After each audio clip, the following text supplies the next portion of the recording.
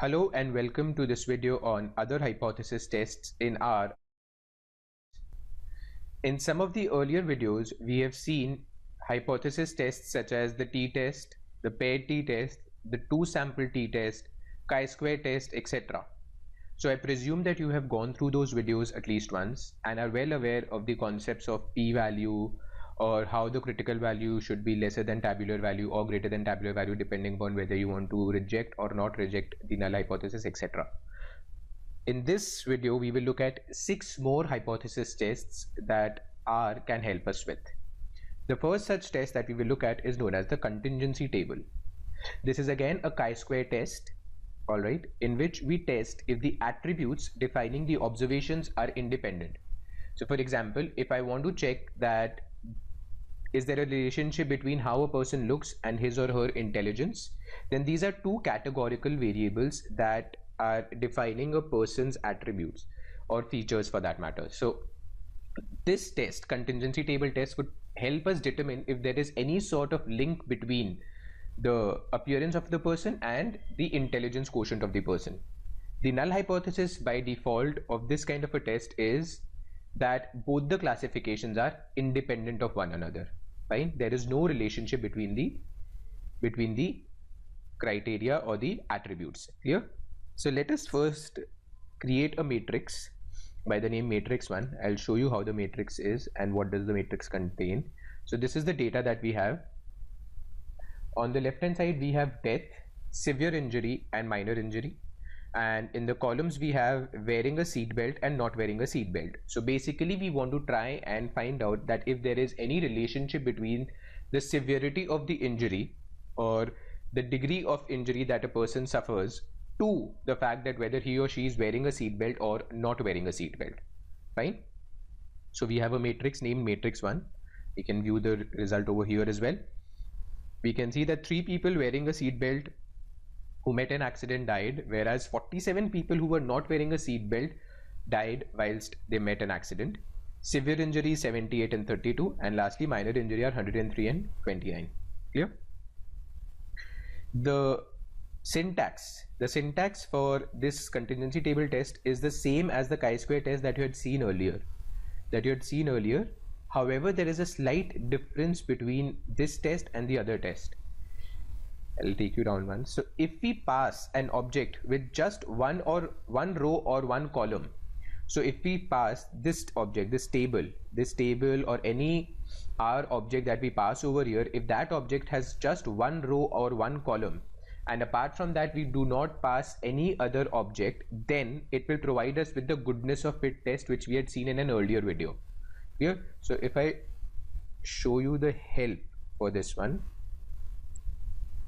you see here x is there, y is there. So this is the second element. If this is not provided and the element x that you have provided has just one row or one column, then by default R will conduct a goodness of fit test, which we had seen in an earlier video. Although if we pass an object with 2 or more columns or rows in it, such as this, so see it's a matrix where you have 2 columns and 3 rows, then it will conduct a contingency table test. Here, then it will conduct a contingency table test. Or if you pass 2 objects x and y, that is 2 vectors or factors but of the same length, then also R will conduct a contingency table test. Clear? So you will write chi-square.test only in both the goodness of fit test as well as the contingency table test, but depending upon the kind of data that you have passed, R will automatically figure out that it should conduct a contingency table test or a goodness of fit test. So here I'm writing chi-square.test. Here that's the function we'll use. First we pass the table or the object, which is matrix 1, and then this argument is where I'm writing correct equal to false. Clear? Correct equal to false. So correct equal to true and correct equal to false. By default in this function, correct is equal to true. That means it will club the small samples. Here it will club the small samples together. However, if you do not want the clubbing of the small samples together, then put it as correct equal to false. Clear? So let me execute this command. When we execute this command, we can see that it is calculating the Pearson's chi-square test, and we can see that chi-square value comes out to be 85.449 with 2 degrees of freedom. Remember how the degrees of freedom is calculated. Rho minus 1 into column minus 1. So row minus 1 is 3 minus 1, 2 into column minus 1, 2 minus 1, that's 1, 2 into 1. So 2 degrees of freedom, and p-value is significantly low. P-value is significantly low. So if the p-value is very, very low, we can easily conclude that we reject the H naught. We reject the H naught means that there is definitely a relationship between whether a person is wearing a seat belt or not wearing a seat belt to the degree of injury that he or she might suffer if they meet an accident. Clear? Even when you see the chi-squared value, it's very, very large. So we will reject the H naught. This is how you conduct a chi-squared test for contingency table. Let us look at another example. Here we will look at a data set named empty cars. You can see here empty cars. All right. It has 1, 2, 3, 4, 5, 6, 7, 8, 9, 10, and 11. 11 variables. What this data basically is about motor cars in the US that tell us about fuel consumption and 10 aspects of automobile design. Here, 10 aspects of automobile design, and we will conduct a test on two of the variables that are given over here, CYL, which is the second one, all right, which is the number of cylinders in the car, and CARB, carb, which is the number of carburetors in the car. So let me just show you the structure of this also. You can see it's a data frame with 32 observations of 11 variables. All of them are of number type. So we want to find out if there is a relationship between the number of cylinders in a car and the number of carburetors in the car. So I write chi-square.test here, and using the table function, we have already seen what the table function is, where we put empty cars.carb on the X, that is a row, and empty cars.cyl. So I'll just show you the table how it will look before I pass it through the chi-square test. Clear? See, this is how it will look. When you closely view this, see carb has numbers 4, 4, 1, 1, 2, 1, 2, 2, 4. Clear? And when I go to cylinder, it has 6, 6, 4, 6, 8. So it will have these levels, if I may say so, levels of 4, 6, 8 for the cylinder, and levels of 1, 2, 3, 4, 6, and 8 for carb. So see, carb is in rows and cylinder is in columns, right? So we conduct the chi-square test on this, and we see that again we are getting a significantly large chi-squared value with 10 degrees of freedom. With 10 degrees of freedom, how are we getting 10 degrees of freedom? Just see this: 1, 2, 3, 4, 5, 6, 6 minus 1, 5, and 3 minus 1, 2, 5 into 2, 10. The p-value also is very, very small. Thus, this is how we conduct a contingency table test in R using the chi-square.test function. Here.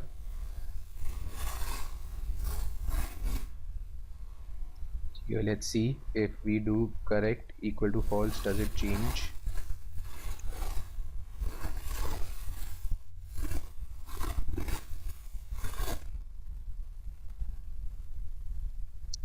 Sorry, I've put it in the table function. We have to be very careful about this.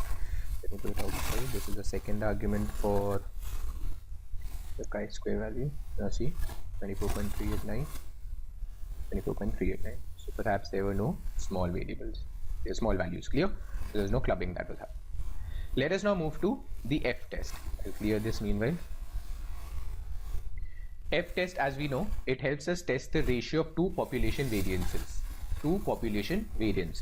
So if we have a population A and we have a population B, and we have taken out two samples out of it, sample A and sample B, and we want to see, based on the standard deviation of sample A and standard deviation of sample B, that can we conclude that the variances of these two populations are same or not.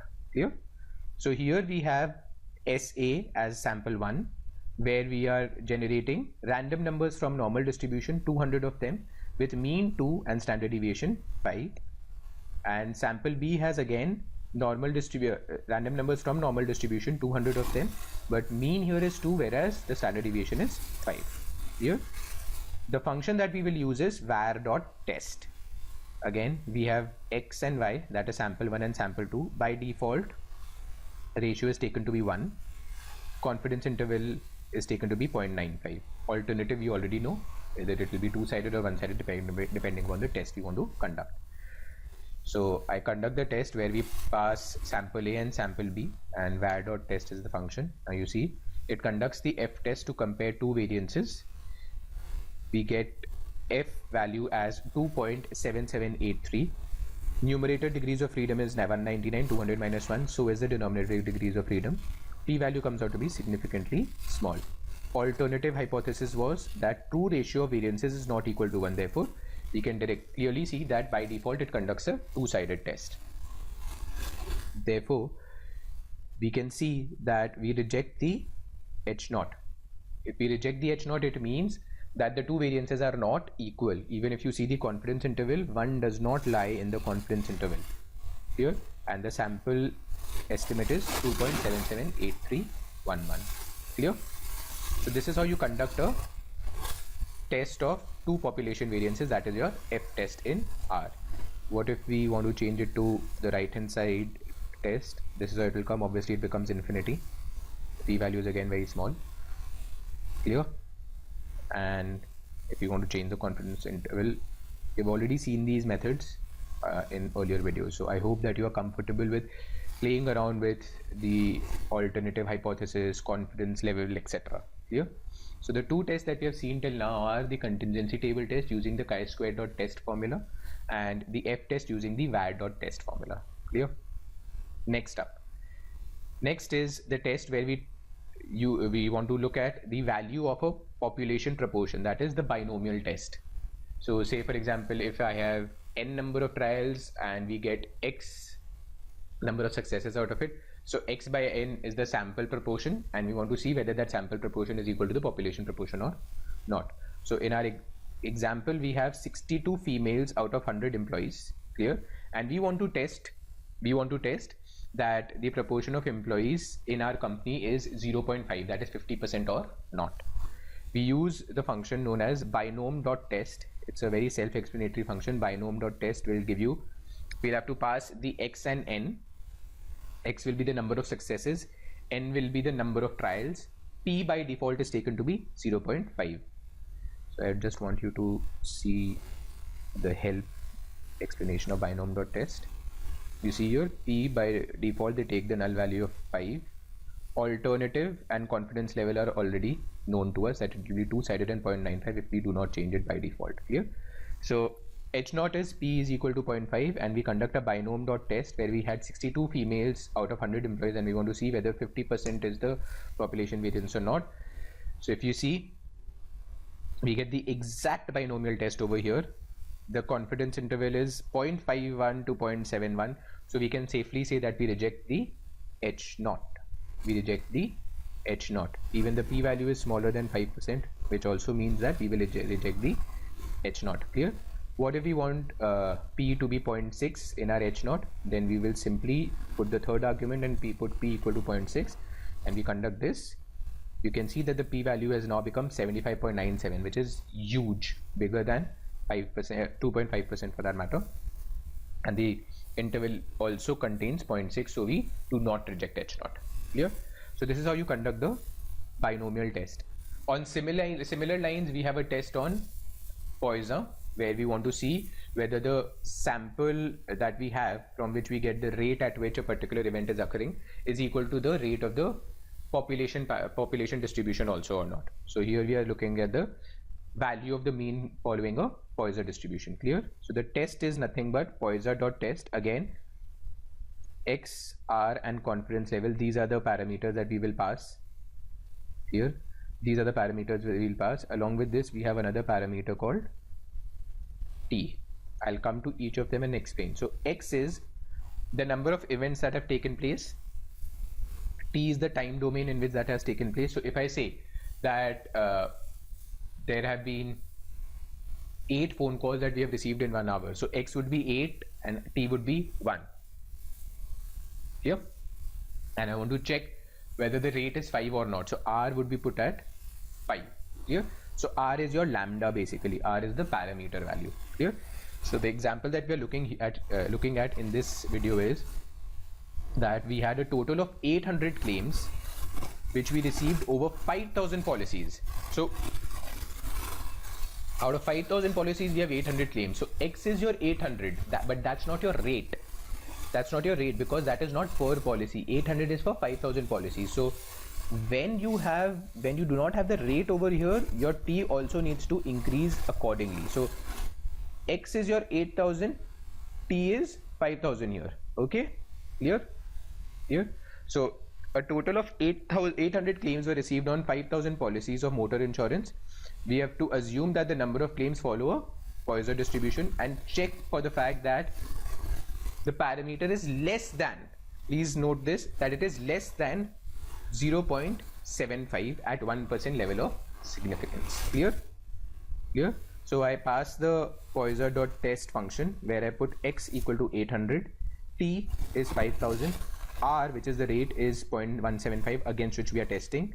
Confidence level we have to change because by default it is 0.95. Remember, by default it is 0.95, but we want to check it at 99%, that is 1% level of significance. And lastly, alternative also we will have to check because by default it will be two-sided, but we want to check it for a less than 1.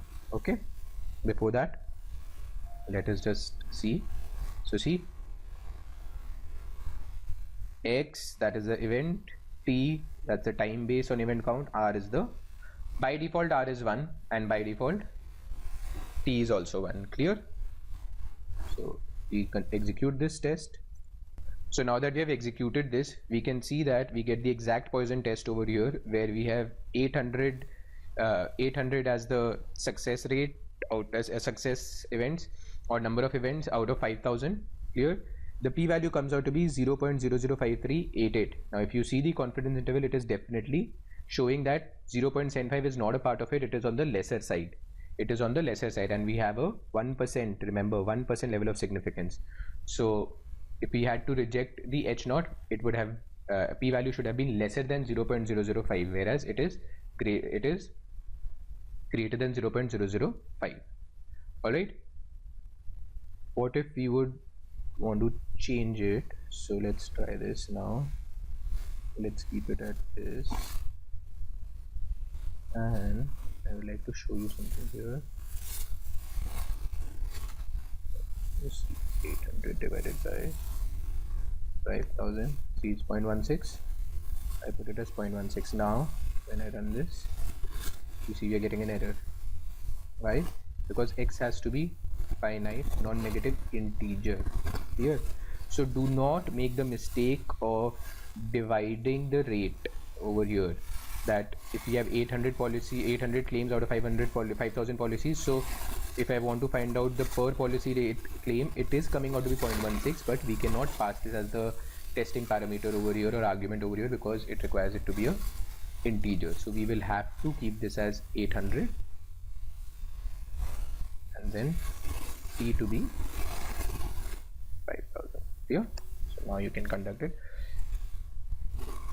Alright, so this was about the Poisson test. So we have seen first the contingency table test, then we saw the F test, then we saw the binomial test, then we saw the Poisson test. Now we will see two tests both related to correlation coefficient. Here, so test for correlation coefficient. The first function will help us test one correlation coefficient of two variables. That's it. So if you have a variable X and variable Y and you want to test the correlation coefficient between them, then this test would help.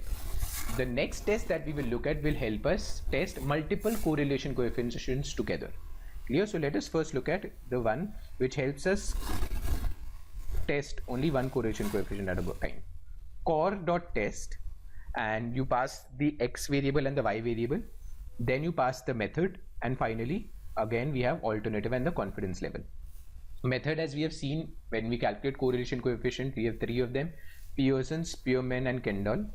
By default, R calculates the Pearson method. Clear? So we have two series here, series 1, 1, 2, 3, 4, 5, 6, and series 2 is 1, 4, 9, 16, 25 and 36. So we take cor.test as our function and we pass series 1 and series 2. We can see that we get the t value, the degrees of freedom, as well as the p value over here. Here p value is very, very small, t value is huge, so we can safely conclude that we have to reject H0. Here we have to reject H0. and the alternative hypothesis is that true correlation is not equal to 0. So H0 was that correlation is equal to 0, that is both the series are independent of one another. We can, from here we can clearly see that there is significantly high positive correlation between the two here. And as I said, it calculates the Pearson's correlation coefficient by default. Here, even if you write method as Pearson, it will give you the same result as it did before. The other two methods are Spearman. It will calculate the Spearman's rank correlation rho, and finally the Kendall, where it will calculate the tau. Here, the next one, as I said, is a function which will help us conduct tests on multiple variables. So, for example, if we have multiple variables in a multiple correlation regression setup where we have multiple independent variables and we want to find out whether the relationship between them is strong enough or statistically significant enough or not. So we can create a correlation matrix and then we have to test multiple correlation coefficients together. Now if there are 1 or 2 or 3, then even the individual core dot test would help us. But if there are plenty, you have say a 20 by 20 matrix and you want to find out the result for all of them together, then we come to a function called, again it is it is core dot test only, but core with a double R. Clear? Core with a double R, and it comes in a package. It comes in a package called the psych package. So we will first have to install the psych package, activate this, then only will we get access to this function. Clear? So for that we use this data set that is already inbuilt in R called attitude. This is a data set of a firm where the human resource department had conducted some sort of a survey of employees across 30 departments, and they wanted to see the percentage of employees satisfied by the following things or criteria that they wanted to test upon. Why criteria? First one is the rating, that is whether or not they are all satisfied with the overall rating in the company. If they are satisfied with how the complaints are being handled, whether they are being allowed special privileges or not, whether they are happy with that. Next up is the opportunity to learn that they are getting. Are they satisfied with that?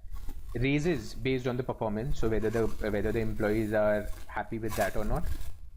And lastly, how many percentage or what percentage of the employees are very critical in the company.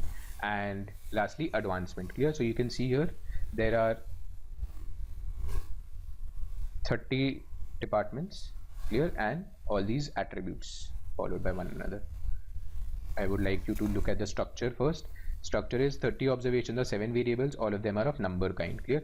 Now we want to find out that whether these seven attributes have a relationship between them or not, and if yes, then whether the correlation coefficients are significant enough or not. So first I will activate the psych package. I've already installed it. I'll activate the psych package, and now I pass the core.test, and then the data frame that we have, attitude. Clear? Sorry. So I've saved it in CT. Let me show you how the result comes. If you see this, it first creates the correlation matrix. We have already seen how we create a correlation matrix to the core function. As expected, that the diagonals will have value of 1. The upper and the lower triangle will be the same. So if you see, complaints and rating have a significantly high correlation coefficient. However, critical and advanced with rating is very, very low. Critical with complaints is also pretty low. Clear? So these are the kind of correlation coefficients that we have gotten from this function. Alright. It also gives you the probability values, and remember the entries above the diagonal are adjusted for multiple tests. So the lower triangle actually is giving you the p values for each and every correlation coefficient.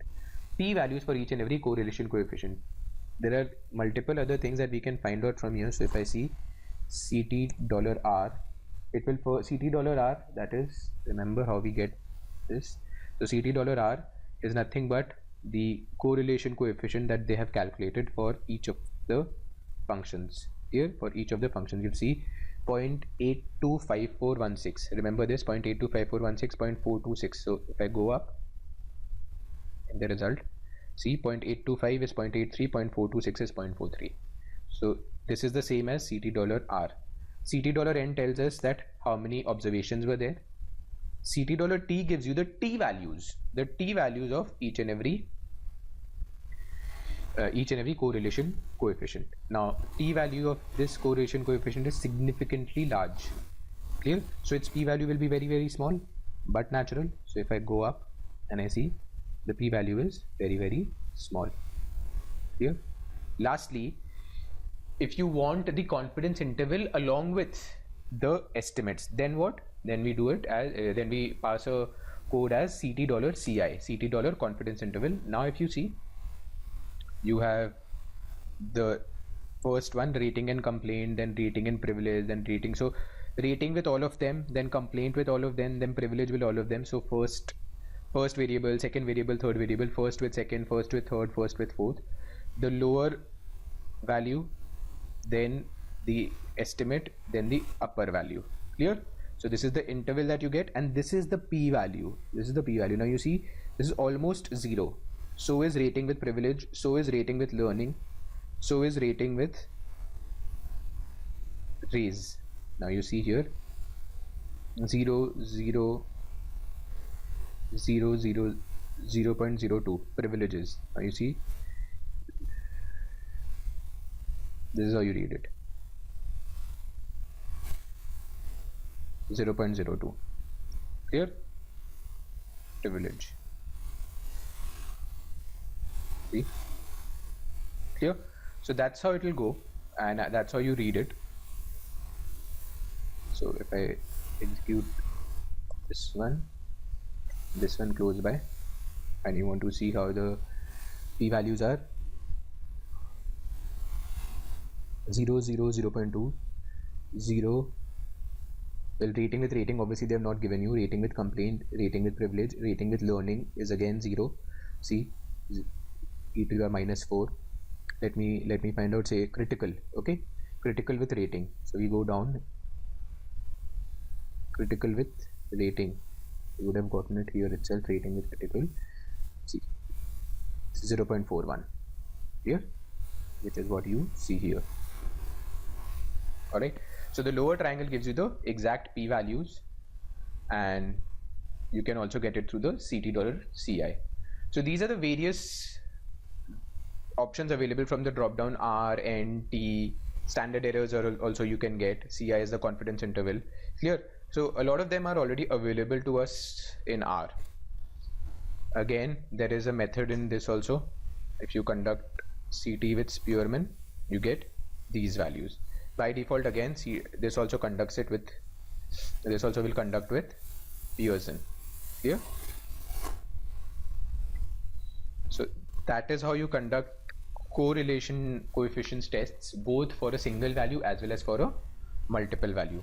Remember that even if you would have taken the single value one, so your answer would obviously not change. Say I take it with attitude and ratings, or let me take it for critical. Alright, core.test. See, the P value comes out to be 0.04091, which is the same P value that we got earlier. Alright, and the correlation coefficient is 0.1564. Let's check it out here. So see, critical and rating. One second, we have to first conduct it with this, then I do this. 0.04091 we had gotten, so see 0.041, and the T value is the correlation coefficient 0.16, which is the same as this. Clear? So obviously the test is the same, but the only difference is that core.test with a single R conducts it only for one variable, whereas core.test with a double R conducts it for multiple correlation coefficients in one go. Clear? So these were some of the important hypothesis tests that we saw in this video. That is it from us for now. Thank you.